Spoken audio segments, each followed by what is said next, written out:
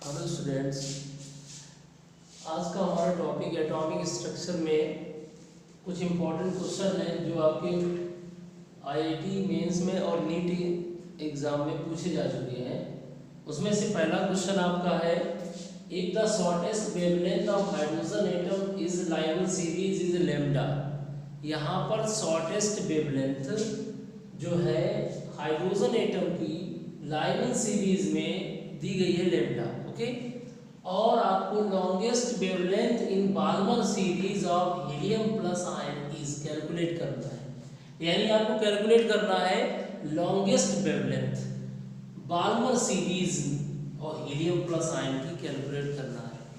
आपको पता है, सबसे पहले आपको फैमिलियर होना चाहिए कि एनर्जी और लैम्डा एक दूसरे के इनवर्सली प्रोपोर्शनल है। एनर्जी और लैम्डा एक दूसरे के इनवर्सली प्रोपोर्शनल है। अगर एनर्जी बढ़ती है तो वेवलेंथ आपकी डिक्रीज होगी।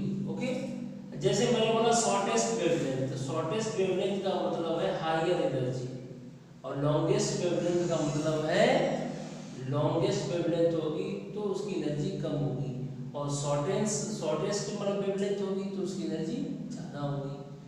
तो यहाँ पर इस पे कॉन्सेप्ट पे ध्यान रखेंगे कि एनर्जी और लैम्डा एक दूसरे के इनवर्सली प्रोपोर्शनल होते हैं।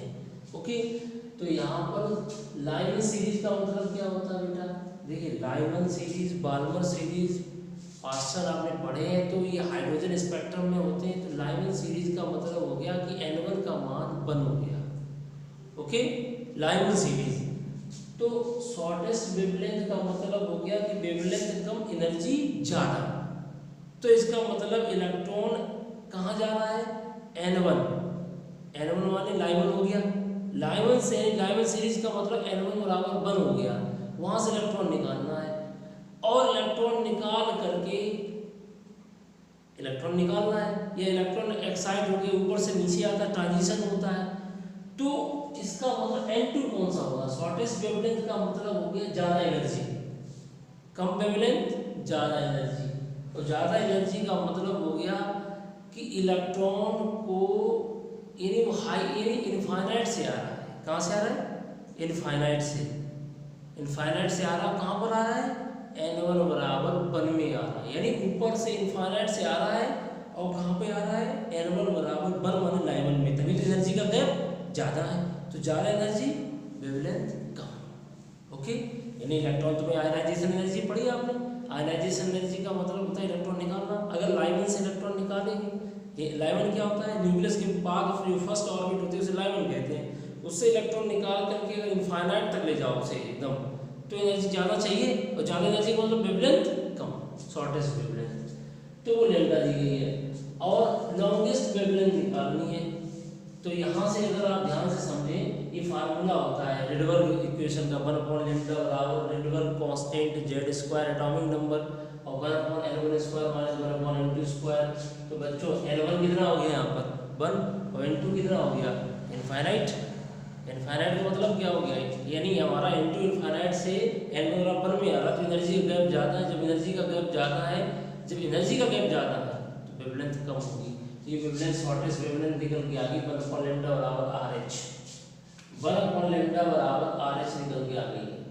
फिर यहाँ से देखिए दूसरी कंडीशन आ गई, लॉन्गेस्ट वेवलेंथ निकालनी है बाल्मर सीरीज में हीलियम प्लस आयन की।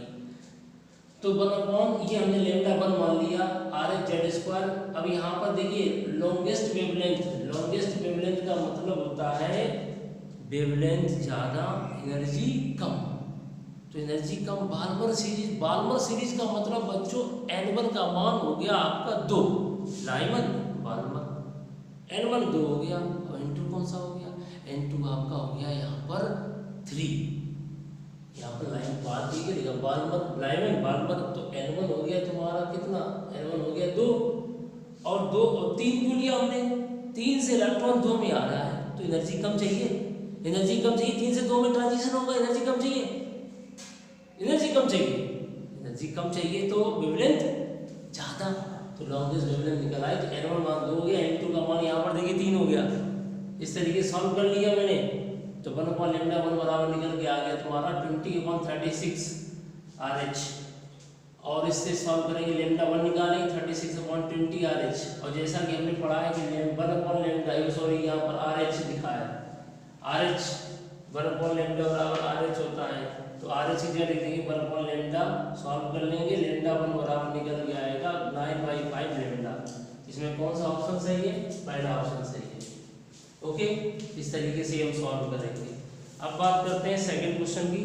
तो सेकंड क्वेश्चन क्या है, एक हमारे पास बॉल है, उसका मास कितना है? 200 ग्राम है, मूविंग हो रही है विद वेलोसिटी 10 मीटर पर सेकंड, 10 मीटर पर सेकंड की वेलोसिटी से मूव कर रही है। एक गेंद है 200 ग्राम की, वो 10 मीटर पर सेकंड से मूव कर रही है।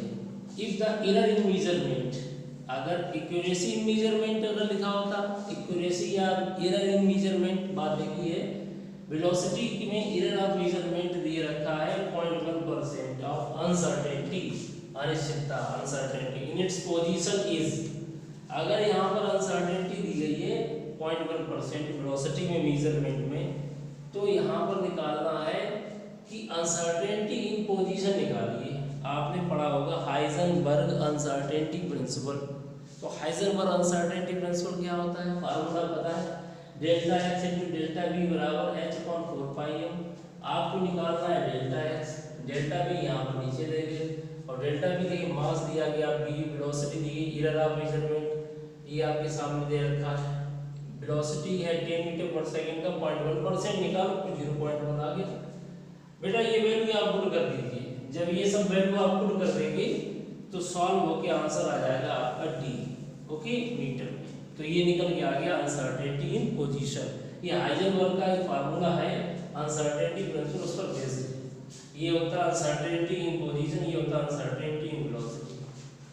नेक्स्ट क्वेश्चन है बच्चों, ध्यान से देखें, which of the following is correctly matched. इसमें से कौन करेक्टली मैच्ड है, मतलब इसमें से कौन सही है? हाइड्रोजन के आगे लिखा है आयनाइजेशन, फर्स्ट आयनाइजेशन एंथैल्पी इतनी, हीलियम प्लस की इतनी, लिथियम प्लस 2 इतनी, बेरिलियम प्लस 3 इतनी। तो करेक्टली मैच कौन है? तो इसमें सी ऑप्शन सही है। कैसे? आपने पढ़ा होगा आयनाइजेशन एनर्जी का फार्मूला होता है प्लस। आयनाइजेशन एनर्जी में प्लस क्यों लगा होता है? सिंपल सी बात, आयनाइजेशन एनर्जी का मतलब इलेक्ट्रॉन को निकाल करके इनफाइनाइट ऑर्बिट ले जाना है। तो इलेक्ट्रॉन का जब न्यूक्लियस से अट्रैक्शन नहीं रहेगा तो वहाँ एनर्जी रिक्वायर्ड होगी, तो प्लस में होगी। तो आयनाइजेशन एंथैल्पी बराबर plus 2.18 10⁻⁸ upon n square v z square. ऊपर जूल में इलेक्ट्रॉन वोल्ट में यहाँ आंसर दिया गया, तो इलेक्ट्रॉन वोल्ट में होती है 13.6 z square upon n square. यहाँ वैल्यू देखो, z कौन है? लिथियम। लिथियम में कितना एटॉमिक नंबर होता है? 3, यहाँ रख दिया। और n क्या है? फर्स्ट ऑर्बिट से निकालेंगे, तो इसलिए यहाँ फर्स्ट रखेंगे। लिथियम प्लस 2 में इलेक्ट्रॉन कितने हैं? वो भी फर्स्ट ऑर्बिट में होगा। इस तरीके से सॉल्व कर लिया, ये आ गया 122.4। यहाँ पे लिखा है 121.8, तो नियरली उसके पास में है 122.4 इलेक्ट्रॉन वोल्ट, तो ये आंसर हमारा सही हो जाएगा।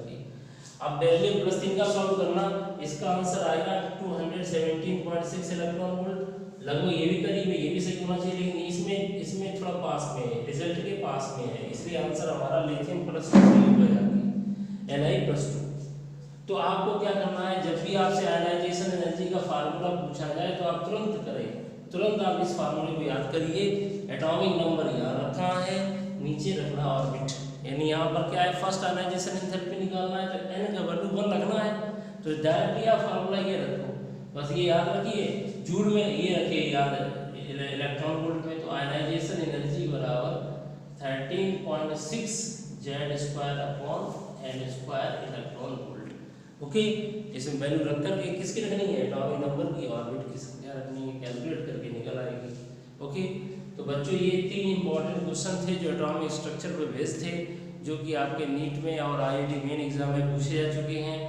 आप लोगों को अगर कोई डाउट है तो आप लोग भी अपने क्वेश्चंस को आप जो है कमेंट सेक्शन में लिख कर भेजिएगा, मैं आपका उस पर वीडियो बना दूँगा। ठीक है, तो इस तरीके से बच्चों आज का वीडियो कैसा लगा कमेंट्स करिए। Thank you very much.